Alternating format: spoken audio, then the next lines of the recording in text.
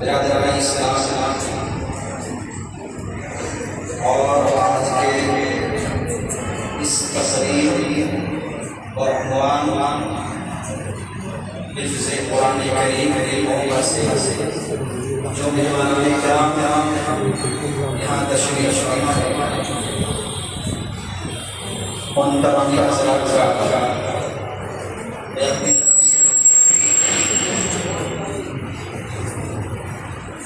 اور اساتذہ کرام اور تمام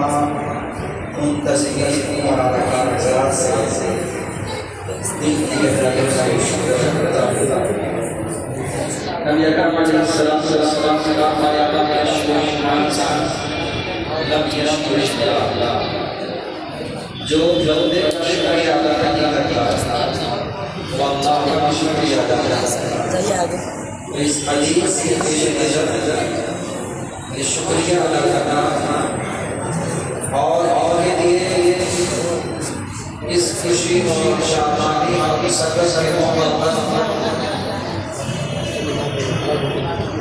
تہنیت کا خوبصورت دستاویز کرنا، یہ ہم تمام اساتذہ کرام حاکم کی تسبیح حضرات کی ضروری اور اہم فریضہ میں سے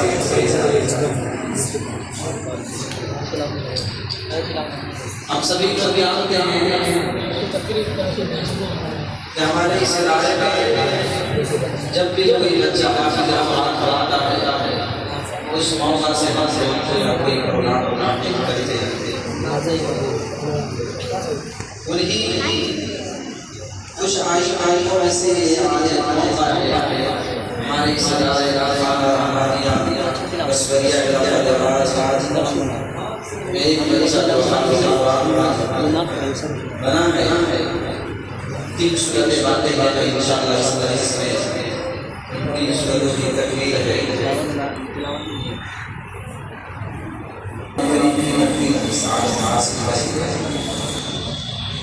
اور اللہ تعالیٰ سے دعا فرمائے کہ اللہ تعالیٰ ہم سب کو جو غیر حافظ ہیں اللہ ان کو حفظ کے وجہ سے اور جو حفظ کر رہے ہیں اللہ کی خصوصی نصرت اور مدد نصیب فرمائے، اور جو حافظ قرآن بن چکے ہیں اللہ سبحانہ و تعالیٰ انہیں قرآن کریم کی تلاوت اور اس پر عمل کی سعادت جس آیت مبارکہ کی تلاوت میں دیکھیں یا سورۃ الحج پارہ 28 اللہ سبحانہ وتعالی نے فرمایا لو انزلنا هذا القرآن على جبل، اگر ہم اس قرآن کو پہاڑ پر نازل کریں لرأيته خاشعا متصدعا، آپ دیکھتے پہاڑ وہ ریزہ ہو جاتا یا اس کو برداشت نہیں کرتا، متصدعا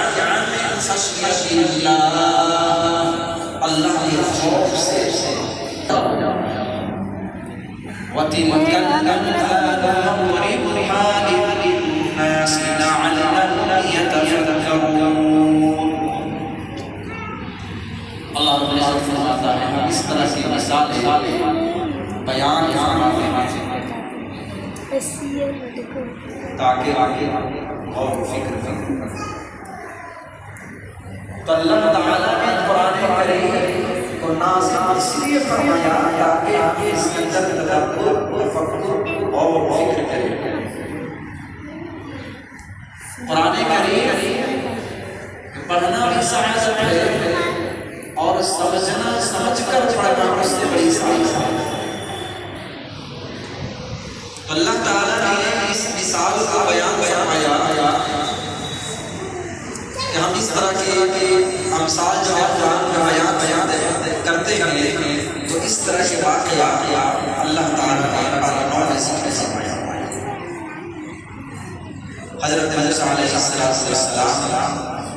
جب کوہ طور پہ جاتے ہیں، اللہ تعالیٰ سے ہم کلام کرتے ہیں، اللہ تعالیٰ سے باتیں فرماتے ہیں، تو یہ انسانی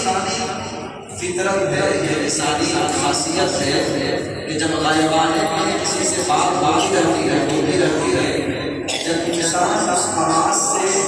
اور اس ہستی، اس شخصیت سے، اس ذات سے معلوم ہو جاتا ہے، تو اس کی دوسری طبیعی خواہش آتی ہے کہ اس سے ملاقات ہو جائے اور اس کی دیدار ہو جائے۔ تو موسیٰ علیہ السلام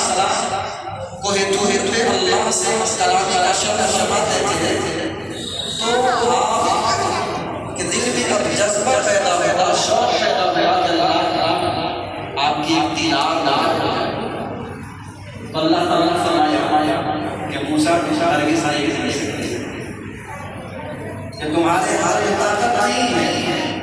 تمہارے آنکھوں میں وہ صلاحیت نہیں ہے کہ تم میری دیدار کر سکو، تم میری زیارت کر سکو۔ اللہ تعالیٰ فرمایا قال لن ترانی، تم ہرگز مجھے دیکھ نہیں سکتے۔ پھر جب ان کا زندگی کی اصرار ہوتی رہی کہ نہیں اللہ کم سے کم دیدار دکھائے، کم سے کم آپ پر ایک جھلک ہو جائے۔ اللہ تعالیٰ فرمایا اچھا آپ ہمارے جلیل پیغمبر ہو، اس کا بھی خیال رکھنا ہے۔ اللہ تعالیٰ فرمایا اچھا ایسا ہے کہ میری ایک تجلی گزرے اگر اس پر اپنے نظریں جمع کر دیکھتے رہو، اس کو دیکھو میری زیارت کی دیدار کرنا ہوگا۔ اللہ تعالیٰ فرمایا کہ پہاڑ کو دیکھنا اور میری تجلی گزرے گی، اگر اس کو تم برداشت کرو گے تو میری دیدار کی جائے گی۔ موسیٰ علیہ السلام اللہ العالمین